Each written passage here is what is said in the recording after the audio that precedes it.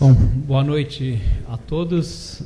Agradeço o convite. É um privilégio para mim, como clínico, estar falando aqui para uma plateia especializada em trombose, em profilaxia e trombose. Eu sou de São Paulo, sou assistente do Serviço de Clínica Geral das Hospitais Clínicas da Universidade de São Paulo. Trabalho também com treinamento de emergência e faz uns 5 anos agora que eu e mais 2 colegas, em particular do Serviço de Clínica lá das Hospitais Clínicas, a gente tem se envolvido muito com prevenção de trombose, inicialmente em doente clínico e depois expandindo isso um pouquinho mais. Antes, não sei se todo mundo já sabe ou não, mas saiu agora essa semana a 8ª diretriz da American College of Chest Physicians sobre antitrombóticos, anticoagulantes e afins, fibrinolíticos, etc. Saiu no Chest, publicado essa semana, num suplemento especial. E eu não sei se todo mundo tem acesso. Se eventualmente alguém quiser e não tiver acesso, é só me falar, tem o meu e-mail no final da apresentação, eu mando para vocês. Bom, então vou procurar falar nos próximos 20 minutos um pouquinho sobre profilaxia de tromboembolismo venoso em doentes internados, particularmente que estratégias que a gente pode usar para tentar melhorar isso. Porque todos vocês sabem que, apesar de ser um problema extremamente frequente, uma causa comum, inclusive de mortalidade em doentes internados, ainda existe muita dificuldade em que a profilaxia, especialmente no doente clínico, mas também no doente cirúrgico, seja feita de maneira adequada. Então, vou mostrar bem rapidinho aqui 3 slides de incidência, só para situar o problema. Vou falar um pouquinho sobre como anda a profilaxia no Brasil e no mundo, se ela está boa ou não está boa, se fazer profilaxia é uma medida recomendada e, por fim, terminar, que acho que é o foco principal aqui, discutindo como é que a gente pode, dentro dos nossos serviços, tentar melhorar essa profilaxia. Deixa eu ver se eu acerto a luz aqui. Bom, então a primeira coisa é discutir um pouco sobre a incidência disso. A gente sabe já há bastante tempo que o tromboembolismo venoso é uma causa comum de morte no hospital. O dado que mais se repete na literatura é que ela é responsável por cerca de 10% das mortes intra-hospitalares. Outra coisa que, a princípio, para quem não vê muito o assunto, pode parecer estranho, é que essa incidência é muito maior em doentes clínicos do que em doentes cirúrgicos, como seria a tendência a se achar que doente cirúrgico faz muito mais tromboembolismo.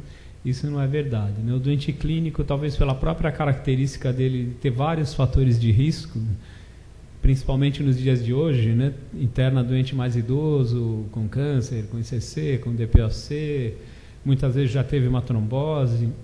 Então é muito fácil o doente clínico ter vários fatores de risco e ainda internou, perdeu a mobilidade agudamente. Esses doentes acabam evoluindo com frequência com tromboembolismo venoso e, por isso, eles são mais comumente encontrados até em séries de autópsias do que em doentes cirúrgicos. Aqui é uma tabela com as incidências de algumas condições clínicas, aqui com busca ativa, Então, fazendo venografia, ou fazendo mapeamento, ultrassom, enfim, as medidas de busca ativa de trombose. Em doentes com AVC, a gente encontra até 75% dos doentes, particularmente com AVC-H, desenvolvendo trombose durante a internação.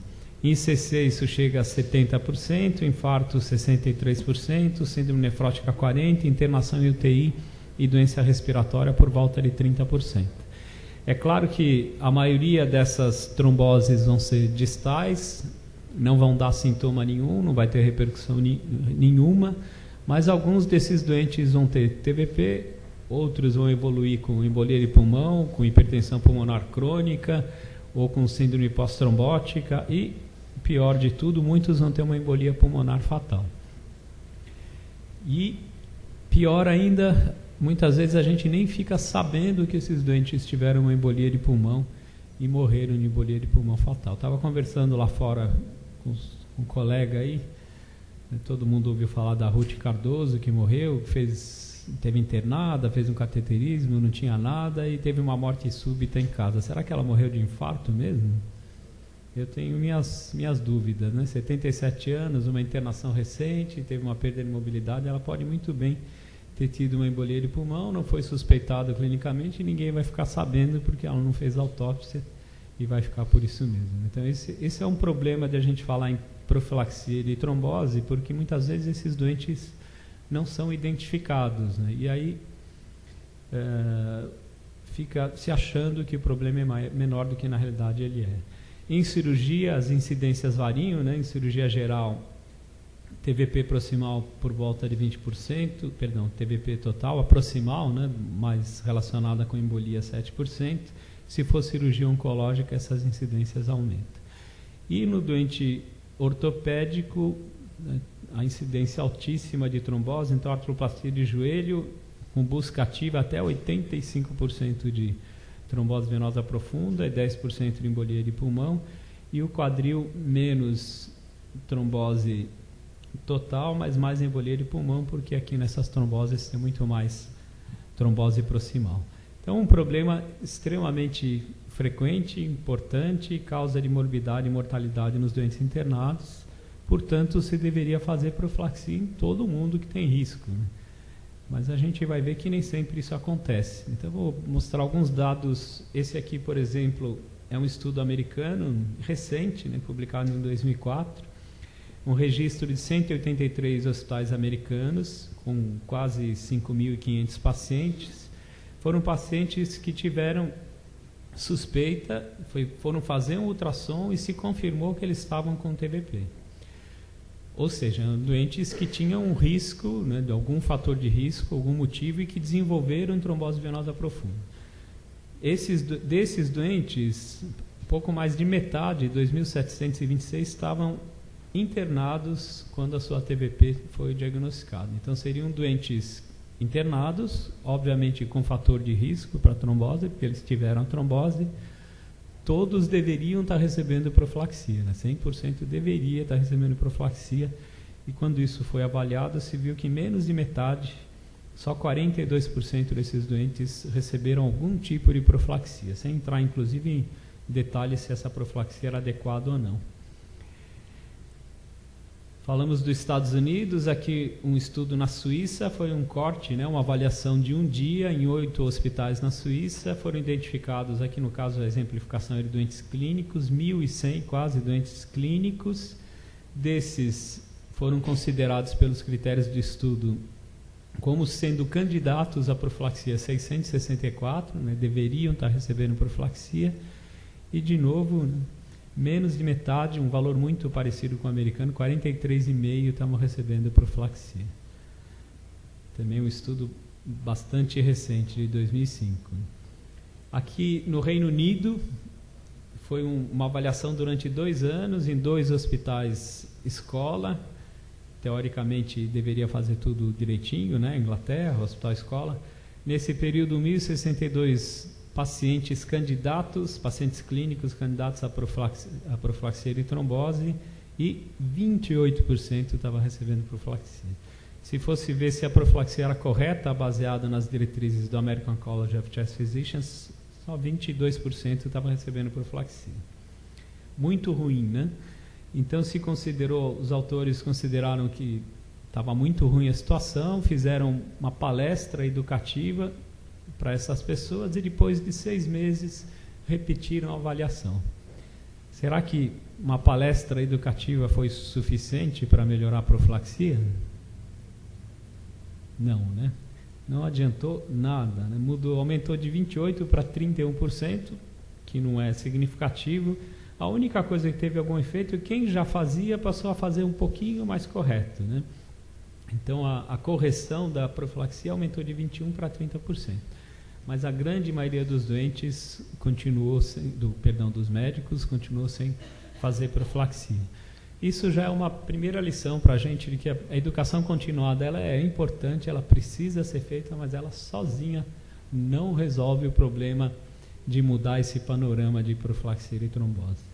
Só para mostrar um dado brasileiro, a gente tem outras fontes, mas as coisas se repetem, né? Um estudo publicado em 2006, foram 4 hospitais em Salvador, 2 públicos, 2 privados, 2 com residência, 2 sem. Corte de um dia, 208 pacientes candidatos à profilaxia e 54% estava recebendo algum tipo de profilaxia, mas considerada correta mesmo, só 31%. Então está muito ruim, né? E não é uma coisa só do Brasil, não somos nós que somos subdesenvolvidos e não sabemos fazer profilaxia, isso é no mundo inteiro. E para ajudar a melhorar esse cenário, muitas vezes a gente vai precisar convencer os nossos colegas, convencer o nosso diretor do hospital, até, né, de que é preciso implementar um programa de prevenção de trombose, né? Então, eu tenho alguns argumentos, tinha vários, né? Eu selecionei alguns deles, né, para a gente poder discutir aqui. O primeiro é um estudo, né, uma avaliação que foi contratada por essa agência americana aqui, né, Agência de Qualidade e Pesquisa em Cuidados de Saúde. Eles contrataram o Centro de Prática Baseada em Evidências da Universidade de Stanford e pediram para eles avaliarem quais as práticas médicas mais importantes e que deveriam ser implementadas prioritariamente dentro dos serviços. Ou seja, o doente está internado, de tudo que pode ser feito por doente internado, o que vale a pena em termos de eficácia, de segurança, de custo, que vai trazer benefício para o doente. Então, eles avaliaram 72 tópicos, né, e é de se imaginar que a profilaxia de trombose, né, é fácil de fazer, é eficaz a profilaxia, poucos efeitos colaterais, que ela tenha ficado bem colocada, né, como uma recomendação segura e que deveria ser aplicada para todo doente internado. E é verdade, ela ficou bem classificada mesmo, ficou em primeiro lugar, né? De acordo então com a Universidade de Stanford, essa é a medida que todo doente deve receber, todo doente internado que tem indicação deve receber. Só para termos de comparação, em segundo lugar ficou a proteção na passagem do catéter, usar luva, lavar a mão, avental, essas coisas. Terceiro lugar, uso de antibiótico profilático em cirurgia. Em quarto, de novo, passagem de catéter, no uso de catéter impregnado com antibiótico para diminuir a infecção. E quinto, uso de beta-bloqueador em alguns pacientes na avaliação, no cuidado perioperatório. Aqui muitos de vocês já devem conhecer, né, a Survival Sepsis Campaign, que é para melhorar a sobrevida em paciente com sepsis grave. Tem uma série de recomendações, mas está lá também, né, paciente com sepsis grave deve receber profilaxia para TVP, nível de evidência A. Quem está preocupado aí com acreditação, né, existe uma recomendação da Joint Commission, que é uma das mais conceituadas entidades de acreditação hospitalar, de que todo paciente tem o seu risco avaliado e a profilaxia iniciada em até 24 horas após a internação ou em até 24 horas após uma mudança de status e, por exemplo, transferência para a unidade de terapia intensiva. Aqui é um estudo, uma publicação que já fez 1 ano, né, que saiu no New England na seção de prática clínica, falando sobre profilaxia de tromboembolismo venoso em doente clínico. Ele começa lá contando um casinho de um senhor de 62 anos com uma pneumonia, perdeu a mobilidade e discute se deveria ser feita a profilaxia nesse paciente ou não. Falam uma série de coisas, a conclusão final é óbvia, né, que deveria fazer profilaxia. Eu pensei duas frases aí desse estudo. Primeiro é que todo paciente deve ter seu risco avaliado na admissão e reavaliado se tiver mudança no status. E a segunda frase, que tem a ver com o que eu acabei de falar, que a profilaxia para tromboembolismo venoso é subutilizada em pacientes internados. Então, uma recomendação forte, né, numa revista bastante reconhecida, de que a gente faça mesmo, né, profilaxia, avaliação e profilaxia. E a grande questão aqui, que talvez seja o problema principal disso não acontecer na prática, é aquela famosa distância entre a evidência e a prática clínica diária, né? Só para citar como exemplo, os primeiros relatos de que fibrinolítico era bom para tratamento de infarto e que preservava músculo e melhorava a sobrevida, apareceram 30 anos antes de se começar a usar fibrinolítico de verdade mesmo, rotineiramente. E a literatura mostra que, em geral, o tempo entre uma evidência de boa qualidade e isso virar uma prática clínica corriqueira, em geral, é de 17 anos. Então, se a gente for perguntar, internou um paciente idoso que tem uma insuficiência cardíaca, que está restrito no leito, tem edema, se eu perguntar para o colega se esse doente tem risco de trombose, com certeza ele vai falar que sim. Se eu perguntar se esse doente pode morrer de embolia de pulmão durante a internação, ele vai falar que sim. Se eu perguntar se ele avaliou o risco de trombose dele e prescreveu profilaxia, provavelmente ele vai falar que não, né? Então tem essa questão de não existir essa cultura, né? A gente normalmente não discute isso nas universidades, não tem aula de profilaxia de trombose. Quando interna um doente e está passando visita ali na beira do leito, não se discute profilaxia de trombose. As preocupações com o doente clínico, especialmente, né? Tem tanto remédio para prescrever, dieta, né? Que exames que eu vou pedir, vou dar espironolactona, beta-bloqueador, etc, etc. E acabo esquecendo de fazer avaliação de risco. E só uma aula, como a gente já comentou, não é capaz de mudar esse cenário, né? A pessoa pode até se sensibilizar ali na hora, mas depois no dia a dia volta para a rotina e acaba esquecendo. Então eu preciso de outros mecanismos para tentar mudar esse cenário dentro do hospital, né? Uma sugestão aqui, que é na realidade uma iniciativa da Sanofi Aventis, e que agora já tem o apoio da Sociedade Brasileira de Pneumologia e Fisiologia, é um programa que se chama TEV Safety Zone, né? Zona Livre de Tromboembolismo Venoso. As características desse programa, na realidade, não servem só para prevenção de trombose, né? Serve para qualquer coisa, qualquer diretriz, qualquer recomendação que eu queira implementar efetivamente dentro do meu serviço, eu posso seguir essas mesmas regras gerais que a gente vai discutir aqui. Isso pode servir para tratamento de AVC, pode servir para infecções, pode servir para fibrinólise, enfim, para o que eu quiser, né, para queda de doente, até para coisas mais simples. E isso envolve algumas estratégias que podem ser resumidas aqui. Criação de uma comissão de profilaxia de trombose dentro do hospital, a CPTEV aqui, a sugestão de nome. O programa de educação continuada, que deve envolver não só o médico, mas também a enfermagem, outros profissionais do hospital e, eventualmente, o próprio paciente. Distribuir material e fazer uma avaliação da situação, controlar os resultados e atuar conforme a necessidade. Eu vou detalhar um pouquinho mais cada uma dessas coisas.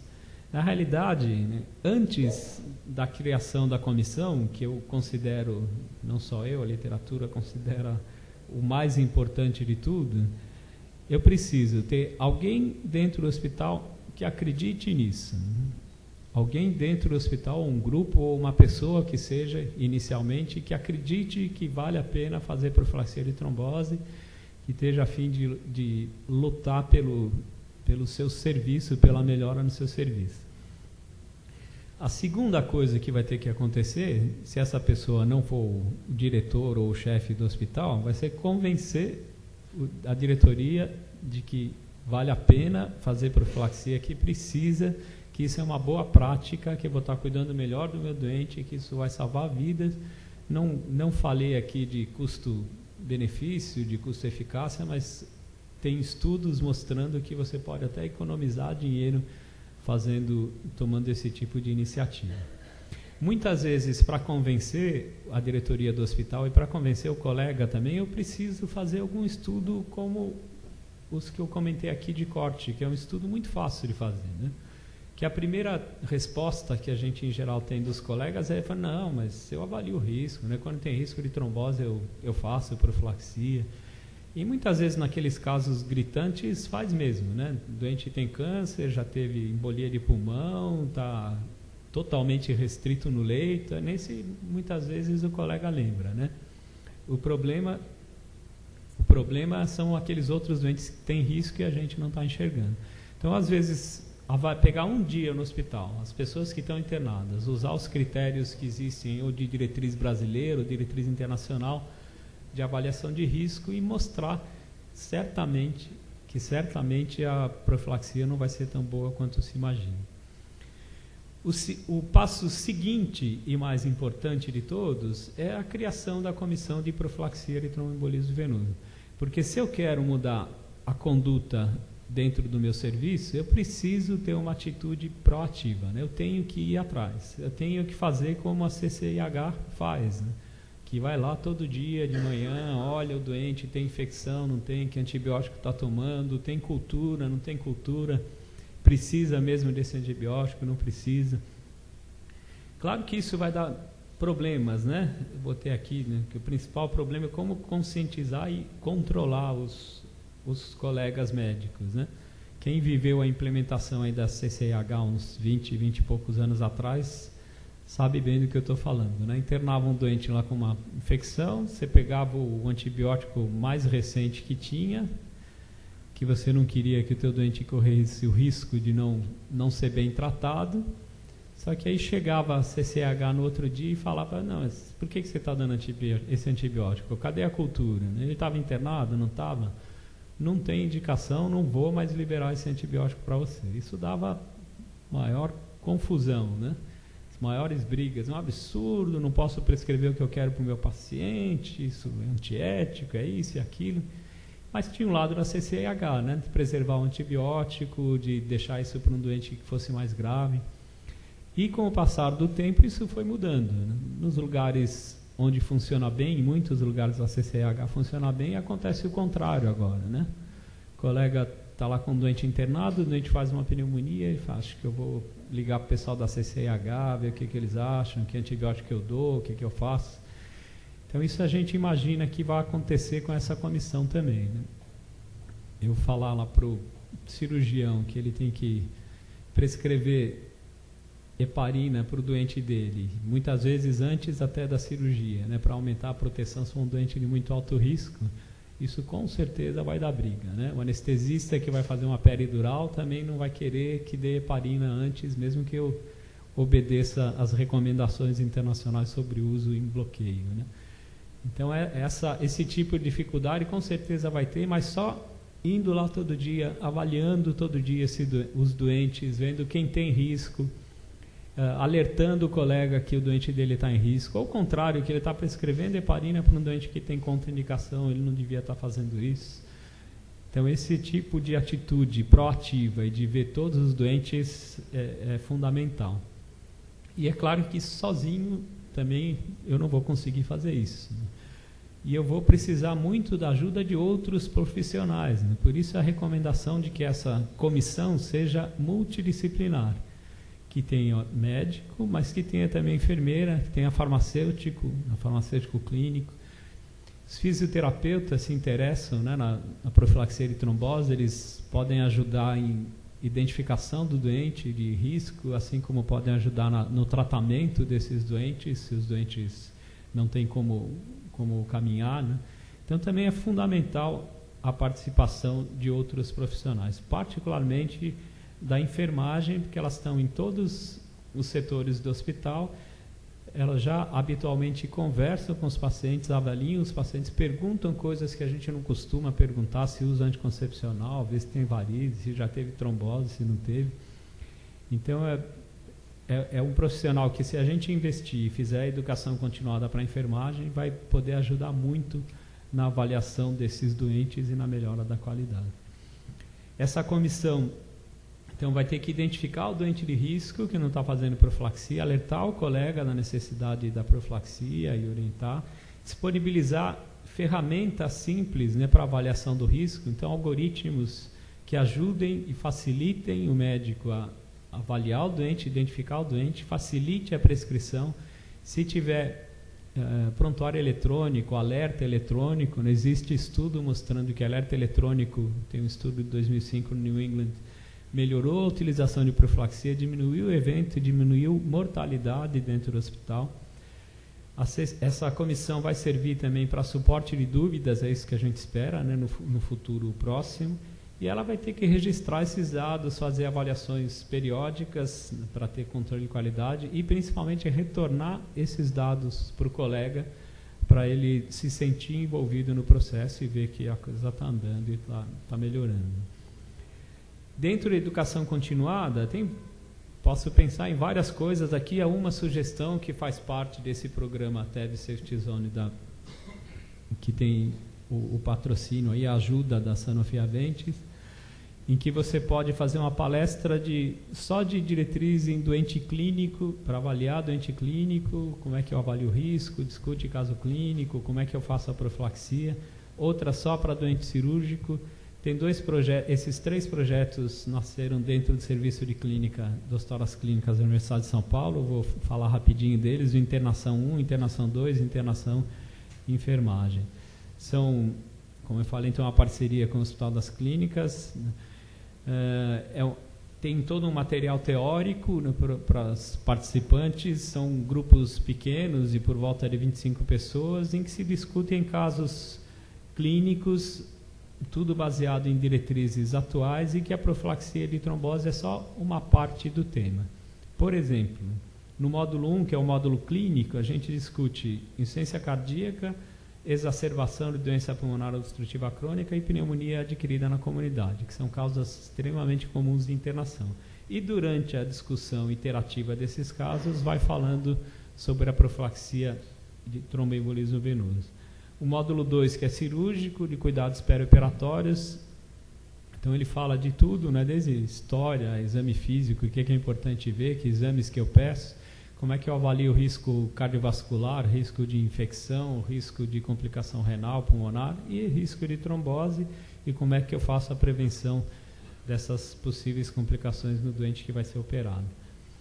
E o módulo de enfermagem, que ele iniciou em 2006, os outros já têm 5 anos, é um material individualizado para a enfermeira, que fala sobre o que é TBP, o que é embolia de pulmão, quais são os sintomas e como é que eu faço o diagnóstico. Fala da avaliação de risco e da prevenção em doente clínico e cirúrgico, e discute os aspectos de enfermagem também, né? De que a enfermeira precisa saber todo dia, e até como é que faz a injeção subcutânea corretamente para não dar hematoma quando você está fazendo a injeção. Então, esses cursos têm tido uma aceitação fantástica, até porque as enfermeiras têm muita carência de programas de educação continuada. E, como a gente já comentou antes, elas vão ser muito importantes se eu quiser melhorar a profilaxia de trombose dentro do meu hospital. Outros materiais aí que podem ser disponibilizados, né? Brochuras, né, para orientação de médico, da enfermagem, até de paciente. Os algoritmos, então não adianta ter um texto maravilhoso que ninguém vai ler, né? Eu tenho que ter um algoritmo que seja de fácil aplicabilidade, que ajude a identificar o risco, ajude a prescrever a profilaxia. A gente usa a diretriz brasileira de profilaxia de trombose em doente clínico, para avaliação do doente clínico. Usa o algoritmo da CCP para... Algoritmo não, né? Na realidade, a CCP, ela mostra os dados mais isoladamente em tabelas, mas nós transformamos isso num algoritmo para que fique mais fácil a identificação do risco do doente cirúrgico e a prescrição de profilaxia. E folhetos, pôsteres, cartazes, etiqueta para botar no prontuário: esse doente está em risco, esse doente está recebendo profilaxia, avalie o seu paciente, enfim. Todo esse material, a educação continuada e esses materiais, eles podem ser disponibilizados pela Sanofi Aventis, e tudo sem identificação de remédios, sem identificação da empresa.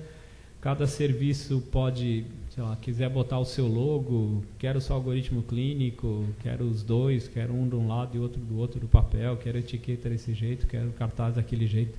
Todo esse material pode ser individualizado para cada serviço.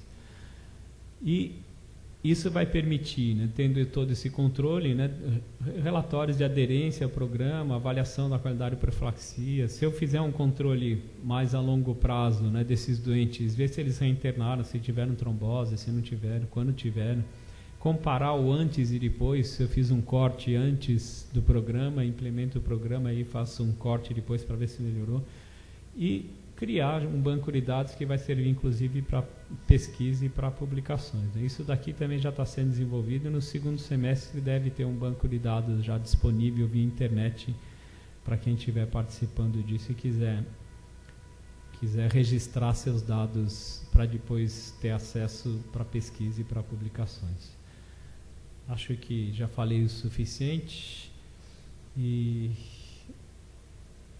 agora devolvo a palavra aqui ao nosso presidente para os passos seguintes.